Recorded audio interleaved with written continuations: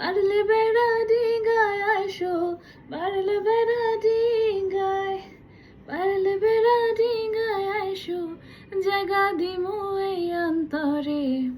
আজ কি রাত মজা হুস্ন কা আঁখো সে লিজিয়ে।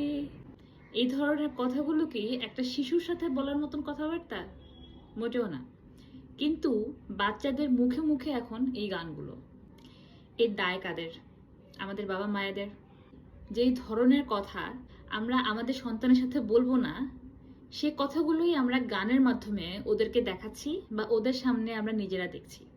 বাচ্চারা শুধু আইটেম সংগুলো শুনছে না, ওরা কিন্তু দেখছে। আজকের যুগে হিরো আলম বা এই ধরনের কন্টেন্ট ক্রিয়েটাররা যারা খুব ফেমাস হচ্ছে, ভাইরাল হচ্ছে, এর অন্যতম কারণ হচ্ছে আমাদের রুচিবোধ।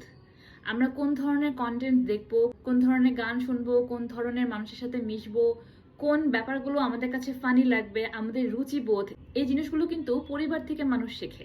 আমরা যদি সন্তানদেরকে ক্লাসিক্যাল মিউজিক, ওদের উপযোগী গান, ওদের উপযোগী আর্ট দেখিয়ে বড় না করি, তাহলে ওরা কি ধরনের রুচিবোধ সম্পন্ন একজন মানুষ হয়ে বড় হবে? আইটেম সংসও এক ধরনের শিল্প, এটাও গান মানি, কিন্তু এটা শিশুদের উপযোগী না।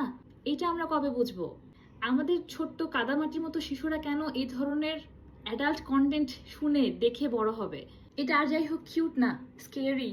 অভিভাবকদেরকে অনেক সচেতন হতে হবে যে শিশুদেরকে আমরা কি দেখাচ্ছি, সেগুলো নিয়ে ওরা কি দেখছে সেগুলো নিয়ে, এবং আমরা ওদের সামনে কি দেখছি সেগুলো নিয়েও আমাদেরকে সচেতন হতে হবে।